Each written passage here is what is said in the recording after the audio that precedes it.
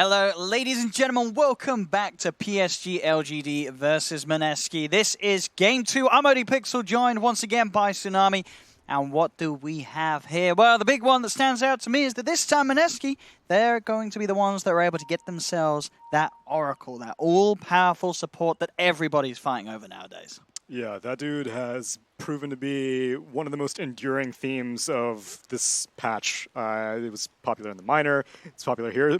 But on LGD's side, they also got the Doom, who I believe was pretty much the most contested hero at the minor. And you can't put, too much stock in what minor teams do versus what major teams do, but I think it's safe to say that Doom is an incredibly strong hero. Now, theoretically, Naga Siren has been... I think she needs a little more time in the oven. Teams are still trying to figure her out. Once upon a time, it would have always been KP, and that was in the era of, Meteor Hammer Naga Siren. And he still has a history of playing the hero. He would usually go utility. And that's why I'm kind of with the panel in that I'm not enthusiastic about this Mineski draft. They picked this Naga, and once upon a time, maybe it would have surprised teams. I don't think that's the case anymore, and I think LGD are prepared for... Well, I mean, you saw Mineski were down to the wire for their Lina pick. It seemed like they were just there for contingencies. And in terms of sort of the fight stand line, which we're going to expect to see, I feel... the way that PSG.LGD played in the last game, around sort of this 10-minute onward mark where you are going to have PSG.LGD making these efforts as a team. The execution from both sides, there's very key things to watch out for, right? If you're PSG.LGD, there's this Doom and the Scythe. They have this ability to delete two heroes. Mineski, they do have ways to sort of put a stop to that. RG, he's going to be able to be on the back lines, potentially with a song. A little harder to do because he is that position one Naga. He needs to be doing the damage. And they do have the save from the Oracle. The question is, what is easier in terms of execution? Do you feel that PSG.LGD can walk over sort of these 5v5s in the mid-game a little easier than Mineski can stop them happening?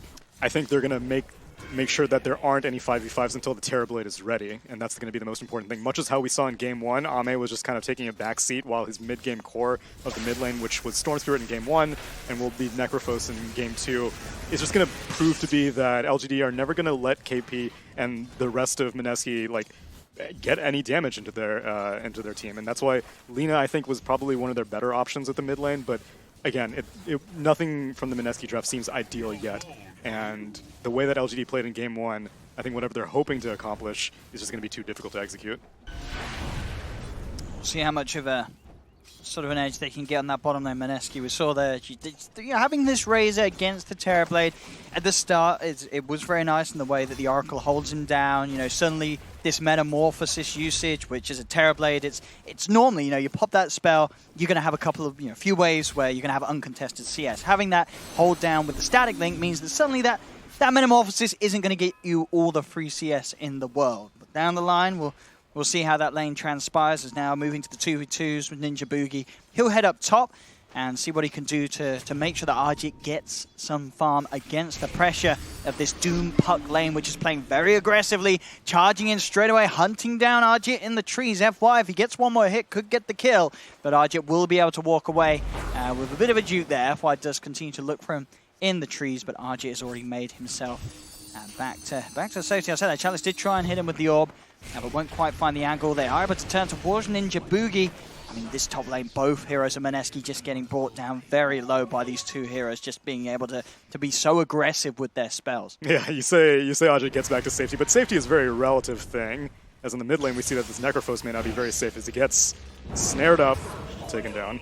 A good wrap around there from Raging Potato. Sees an opportunity to make that gank with the haste rune. Had the ward down, had the rune vision, and bam, he's quick with the moves. Catches out, maybe. Similar way that the first game did start. I'm seeing shades of that. So now if my calculations are correct, then Lina should die very quickly, I was going to say, look for the Lina to die soon if game 1 was anything to go by. In lane, X-Nova will get found out by Raging Potato. He's got a Mango ready into the Shackles. That'll give more than enough time for KP to build up the static link damage required to slap that dragon down. A second kill for Mineski in these first few minutes of laning. Yeah, the side lanes are proving to be a little bit more competitive this time around.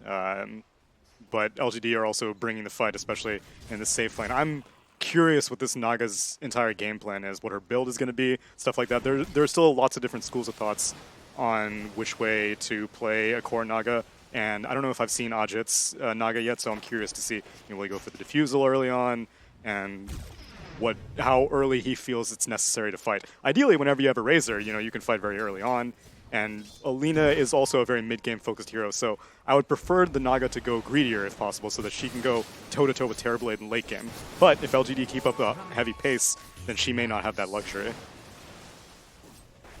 Talking about pace, it will be a slow start for the Terrorblade. We've seen with the lanes, with the pressure, bottom lane, it's going very, very nicely for Mineski. KP, 19 for 13 on the Razor, with the way that Mineski being able to secure that lane. And Arme, he's still sitting on pretty much 9 CS, which I think he had it like sort of 2 minutes in. Ever since then, he's just not been able to touch the creeps because of that threat of Raging Potato leading in with the lockdown, buying time for the Razor to come in with the slaps and get the kill. He's got to be careful. It is going to be a slow start, of course, as a Terrorblade. He can recover, right? It's not the end of the world if he has a rough start. He can just hit the jungle at a certain point. But still, you got to be a little worried here if you're PSG.LGD. It's such a slow start for him. And there's Jakiro as well. Another kill for Mineski. The bottom lane continue to play out like a bit of a dream up top. FY is pretty low. Does hit the Scorch to help him get away. We'll see the bounty runes being contested. In fact, Chalice, he's able to get the kill onto Ninja Boogie. The burst damage is there from the orb. Will take the kill. But overall, things being said, Mineski definitely off to a much hotter start here in this game too. Yeah, I think Terrorblade's at the soonest. I think level 4 is when you're like, I guess I'll go into the jungle. Anything sooner than that, you're like, it's not worth my time. I'm better off just soaking any lane experience. But you see how much he's getting abused by this Razor. And it doesn't really matter who you send to his lane at this point. Like, the rest of Mineski is trying to rotate on mid right now. They don't even need to help this Razor. Although it's a hard move. But look how many wards they sort of have protecting this line. There's a sort of a Orion's belt of Radiant Observer wards between that bottom lane I see that and the middle lane. Yeah, just making sure that there is no way that another wraparound is going to be there on maybe successfully. And of course it's working. It's pretty much impossible for Mineski to catch out maybe unless he sort of closes his eyes and doesn't look at the game at all. And it is preemptive because this Terrorblade is going to transition into the jungle at one point. And even beyond protecting him in terms of vision, you're also going to know whenever the supports, like go in and they're like, oh, let's just place a ward real quick, as now we get a shackle onto the Necro. Yeah, they do get a bit of a lead in, but he's already deep. Having that vision, he knows that as long as he holds himself back, Mineski aren't going to dive that far. So the vision game certainly starting very strong for PSG.LGD in terms of protecting that mid lane. Top lane continuing to do very well for PSG.LGD as well. You have Chalice 30 for 13 on the puck. He's going to be able to get his game going very well. The wraparound's there. He's able to walk in towards Moonn, but Moonn has the backup of Ninja Boogie. FY still able to get in. In fact, with the setup for the Reaper's Scythe, they'll have the damage to bring him down and underneath that threshold. So that is Moonn out of the game for a solid 40 seconds very early on. This is a 4-position Doom, need I remind the audience. This is not a Doom who was getting the majority of the farm. In fact, Puck is right now topping the CS charts. So this is just the power that you have with this hero. Doom is just an exceptional hero right now. And Lina, even though they did a pretty good job of keeping him under control, it's really difficult to keep him under control for that long.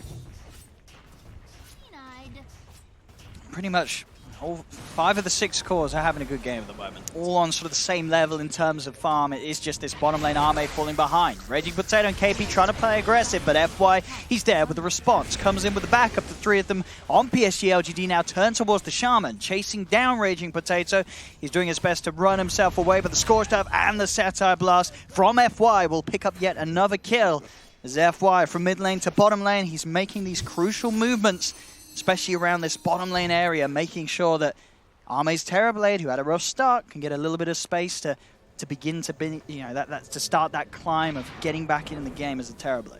Yeah, it was great timing by FY. This was another situation where, as a Razor, I imagine you start feeling yourself after you've been 2v1ing for a lot of the time. And so they are, kind of out of position, all things considered, as now on the top lane, Terrorblade decided to visit this Naga Siren.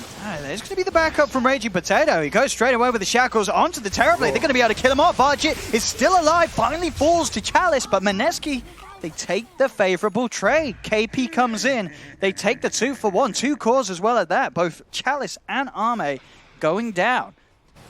As Mineski, just as to say that this game too, they've definitely already addressed some of the issues that they had from game 1. I think they only got like 4 kills in the last game, so already beating that benchmark.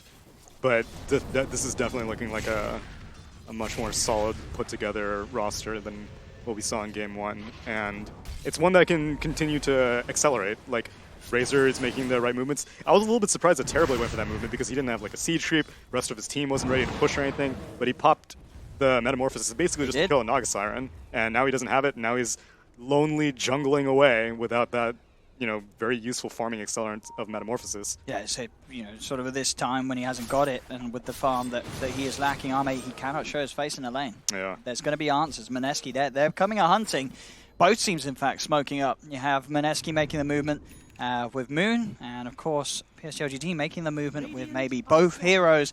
They're sort of operating in the same capacity at the moment. One's got a scythe that they want to blow someone up with, and the other has that Laguna Blade ready to pop someone. Top lane, Raging Potato finds the lead in there to catch out Chalice. There's the Laguna from Moonn to follow up the kill. Chalice is gone. We'll see at the same time if PSG.LGD do end up finding themselves something. They found the Naga Siren.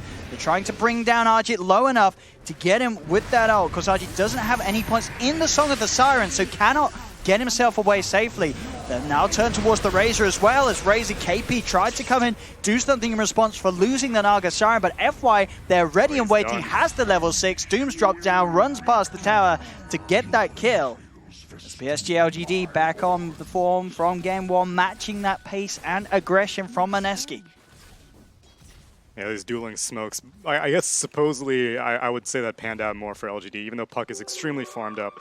It's really on this Naga Siren to carry Mineski to the late game, and she's struggling. She has basically the same farm as the enemy 4-position Doom, and this is a 1-position Naga Siren. That's true. I mean, FY he's starting to go off. You can see these moves so far in the game from him, and on the map, but Naga Siren, most of the time being up top, decided to make that move down towards the bottom. Granted, Terrorblade is down there with her too. That's true. That's true. So it's not all roses They're for sort LGD. of sitting at the same part at the moment, both Arjit and Arme. Sort of praying and hoping that the space is going to be there for them to hit the jungle, as both of these heroes do love to do at this point of the game, and they absolutely can with those illusions. They can farm safely, but both sides already showing us that want to get in aggressive and start to invade. Top lane, Raging Potato KP, they've found FY. Pretty tanky, he does have Chalice by his side. As Chalice is able to come in with the silence, and FY, he's trying to turn and chase down Raging Potato. Keeps the vision, runs him down with the Scorched Earth. They cannot kill that Doom immediately. He'll start to pop the salve, get himself far enough away from the Oracle so he gets a good duration out of it. They'll still try and chase him down, the Mineski. FY has got Chalice and Nova by the side. He's going up to the high ground, but FY, he has walked into Moonn, and Moonn will be able to burst him with that Dragon Slave. Chalice has to get away too, does push them back towards the Shrine. Mineski will pop it. PSG.LGD don't chase any further. So Mineski at least able to finally put a rein to FY's movements across the map. He was getting away with a lot, and they finally say no. Yeah, and that was necessary. But in terms of what you were originally saying about like both teams seeking initiation because everyone wants to go farm in the jungle, so I'm really glad this Puck is going for Blink Dagger first item. It's not necessary on an offlane Puck a lot of the times. Sometimes, you know, you'll see like Veils and stuff like that, but really all you need to do is get the jump, and you have plenty of follow-up. You've got a long-range Ice Path, which is being maxed out by Xnova, as is the norm these days. Doom has proven to have surprisingly high move speed, and he's going for a Blink Dagger of his own, so he has the Phase Boots and Drum completed. So it's all about the domino effect. You just need that one initial movement, and everyone can very, very quickly follow up on it. A scan will come out from Mineski. They do know that this movement's coming in towards the mid lane, so Moonn positioning himself accordingly, moving down towards the south. Dreamcoat will still catch him out. He'll opt for the stun as he backs away. Does get the follow-up freeze path connection from Xnova, but the save is there from Ninja Boogie. False promise, keeping Moonn safe. They've got to back out. PSG.LGD, they're chasing this down with full force. Jump forward with the orb. Ninja Boogie burst out of the game. They get the freeze path, the ice path connection onto Moonn, but they won't be able to go to the high ground as KP is now there. Look towards Xnova, but then themselves, Mineski being 2 heroes down, won't be able to chase any further. So 2 free kills there for PSG.LGD. Crucial space as well. Arme was able to push in a bit on that top lane. And Ajay was able to push a little bit on the bot, and Xnova has a little inkling that a Naga Siren may be creeping around, but Ajay actually is going to manage to scoot out. Still has not skilled up Song, but it's kind of necessary as a Naga Siren who is this far behind. Just making sure that he can maximize farm with those high levels of illusions and riptides, but as you say, it does mean he doesn't have a defensive escape ability with the teleport scroll combination. Has to be careful. Gets away this time. See if he's as lucky next time. He's got KP by his side. KP, there's not too much he can do here. Can do a bit of damage, but he's never going to get the kill. Chalice with an orb available. Doesn't even need to use it to get away. Can be efficient, turns around and actually clears out the whole creep wave. So an extra bit of bonus for Chalice there on the escape. And now KP should have solution for that puck as he is very, very close to completing his rod. Yeah, that's a good amount of follow-up and catch, you know, as long as they can get that sort of instant initiation from the Shaman from the trees or from a nicely played light strike array of Moon's Lina. They do have that follow-up lockdown. Yeah, she's going for a Yules of her own, so they're looking for answers. Mate. Good timing still here with the Metamorphosis to continue this pressure up top. But with that in mind, you know, they know that he's used the meta. Mineski know he's going to want to do as much as he can to this tier 1 tower. So they come in with this smoke. He's also playing safe, has got FY by his side. FY heads forward, will be able to dispel the smoke on Mineski. They put a stop to the movement of Mineski, and Mineski will not be able to find that catch that they were hoping for onto Arme. The position that they are in, they can look towards that tier 1 tower push, but PSG.LGD are more than prepared. They have every single ultimate ready to fight with. Let's see if they can get any sort of catch. Ice Path won't clip onto Raging Potato. Puck has the Blink Dagger, but it's coming on the Courier. If only she had it like another 30 seconds sooner, then they would have gladly gone in for that Bounty Rune fight. But no reason to commit too heavily if you don't think you have a good opening. And now, hopefully, Chalice can find a way to debut this Blink Dagger, although he may just show himself on the mid lane just to farm. Will do so. As he comes forward. Bottom lane, Arjit was quick to get out of that top lane. Sort of sees the potential for a 5v5. He's not ready yet. No. So he TPs out of there, goes bottom, gets the 2 bounty runes, and is able to keep the pressure on down bottom. Does mean the PSG.LGD can move towards the mid lane, and they'll take the tier 1 tower. Not really a lot that Mineski can do to put a stop to that one. KP now having that Rod of Atos actually on him.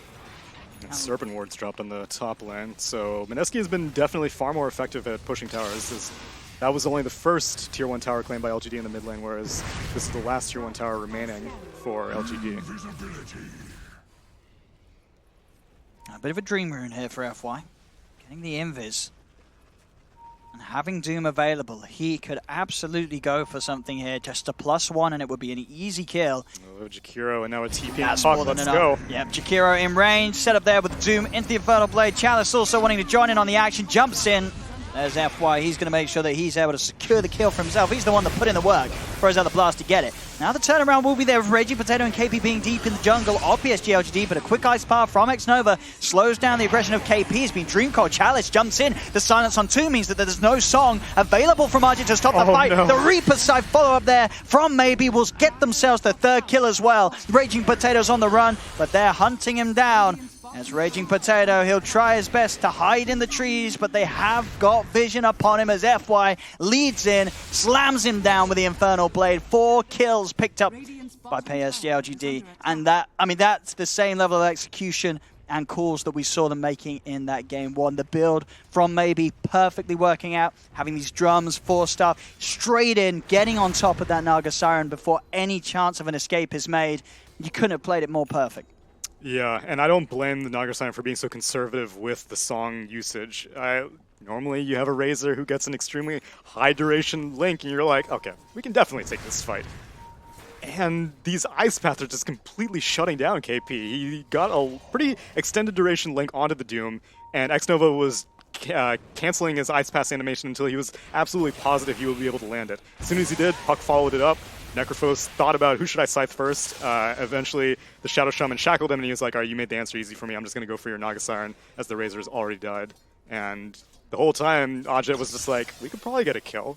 Oh, okay, I could probably get away. I could probably cast my song, I'm dead. And it feels like this is the sort of the problem of sometimes running a Naga Siren. I see Raging Potato will fall is that all this action is going on, and you have this Naga Siren. Ajit he's desperately trying to get that Diffusal Blade done, but until he has that done, he's not really a threat at all. He does nothing in these fights against these heroes, apart from, you know, well, if he gets it off, putting a stop to the fights. But even then, he's not been able to do so with the way that PSG.LGD have been able to jump him. It very much feels like at this point, PSG.LGD, they can pretty much do whatever they want on the map, as Mineski do not have the resources to answer the lineup of PSG.LGD. And you contrast that with a Terrorblade, who is really just limited by his Metamorphosis cooldown. Doesn't really matter how high his farm is in the early game. It's mainly just how many levels he has.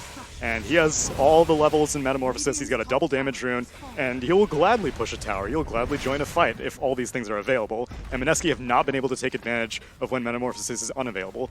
Granted, they haven't even been able to take advantage of Terrorblade at all, as he has not really been showing up to many fights. They're mainly just having to deal with the Puck and the Necro. And probably the Doom is their #1 issue, who has completed a Blink Dagger. Mineski smoking up. They want to try and make something happen, get that fight going when the meta isn't there. As you say, it's not been an easy ordeal for them so far. Maybe they can do something different this time round. But it's proved to be very hard for them to catch PSG.LGD off guard. Normally very aware of the movements that Mineski have been intending to make.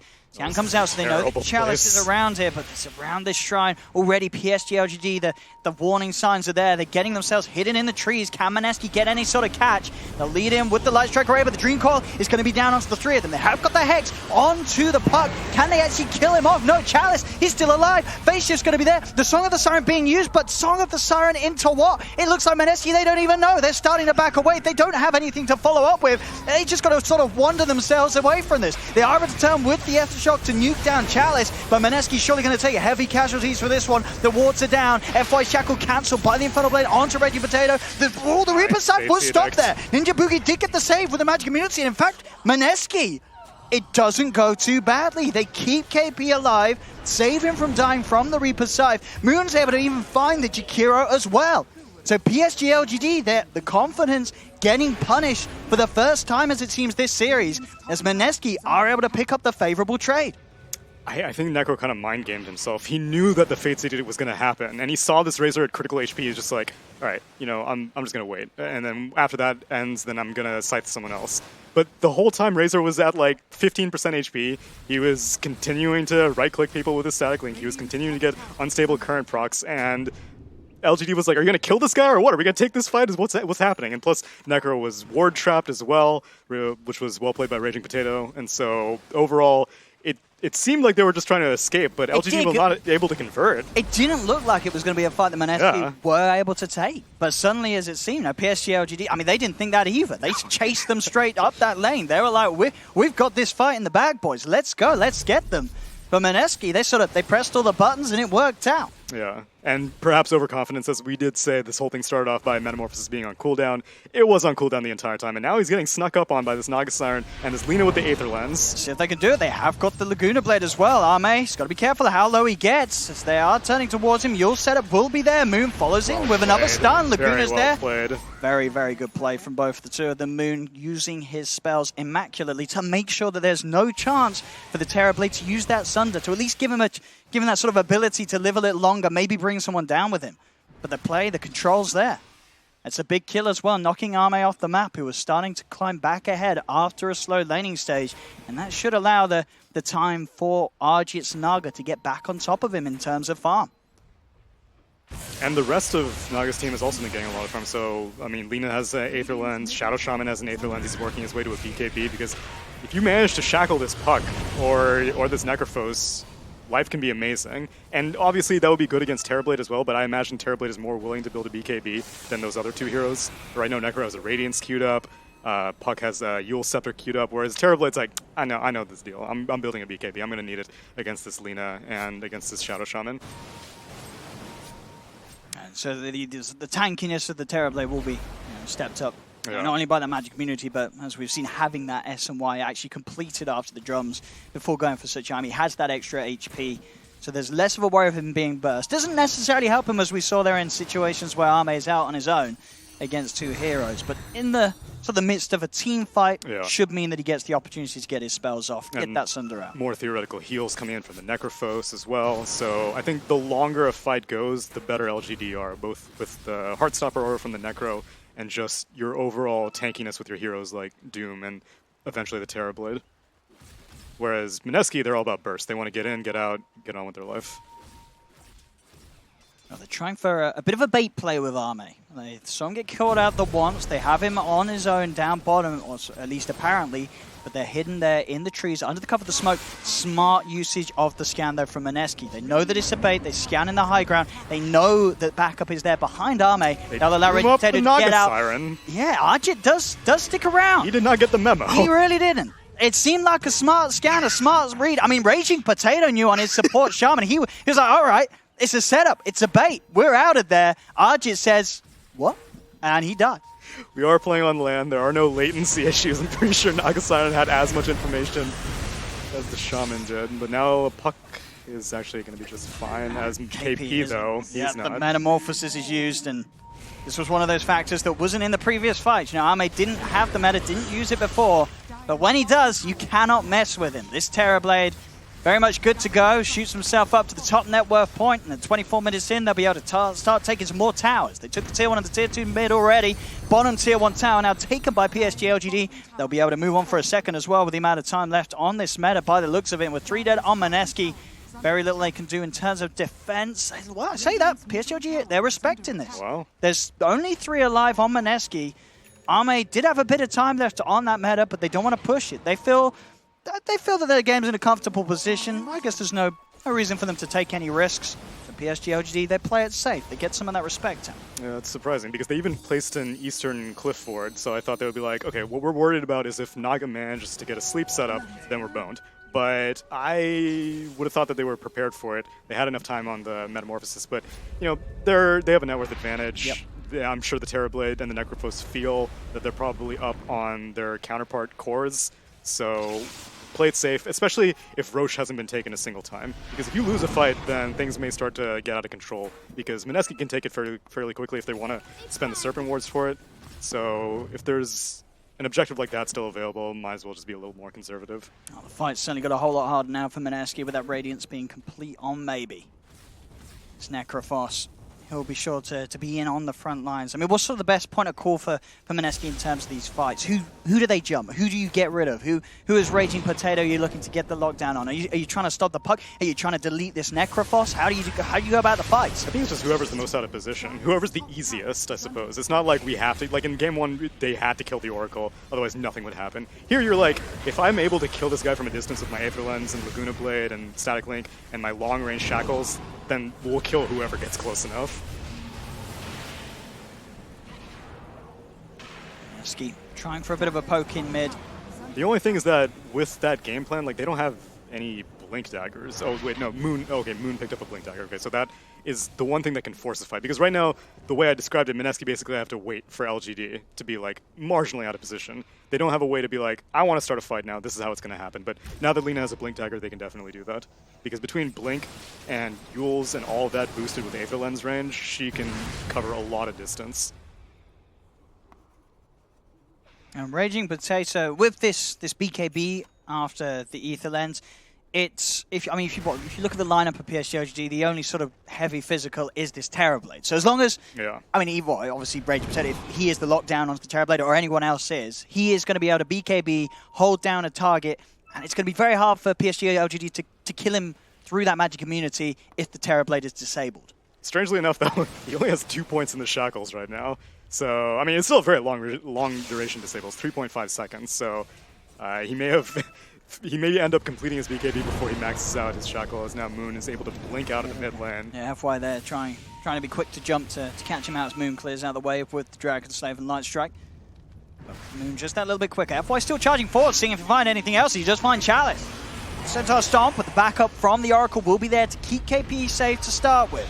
Gets Jules up in the air. X-Nova has the dual breath down. Song will be used by Arjit, and it is a defensive one. Moving everyone back up to the high ground. Mineski don't want to mess around. Bottom lane. Raging Potato's messing around. He's going for the split push pressure. He's got the wards dropped down. Tries to go for the TP out, but the Scythe will be there to cancel the TP and to kill him off. They will be able to farm up the wards as well. We'll see if there's going to be any attempt to deny each other with the wards, but this is going to be the case. Just focuses on getting as much damage done to that tier 3, which is, it's not that much. They were able to respond pretty quickly to that play by Raging Potato. 50% damage to a tier 3. Can I get some unhealable damage, please? I mean, I'd say it's like unhealable damage? That's like a 45. Oh, okay. Actually, I guess technically it's that's 49%. If you do the maths, what's the maths on that? It's like 48 point. Yeah. 6. Sure. 48.4. maybe. Yeah, I'm North American. I don't know what math is. TP out from Jakiro, he gets out. Actually manages to get up before the rod projectile connects on him. I mean, Mineski are buying time for this Naga Siren. Will it amount to anything is the real question. Ajit has managed to complete a Manta style on top of the Diffusal Blade. So, you know, if you manage to shackle a puck, just mana burn the puck, and, you know, you don't even need to worry about killing him. Or, you know, it's probably unlikely that you'll be able to fully mana burn a Necrophos, especially one who has completed a Radiance, as Naga Siren does not have any sort of accuracy to be able to go through that, but hopefully she's able to start doing something, because Ajit has not really been able to flex this one position farm quite yet.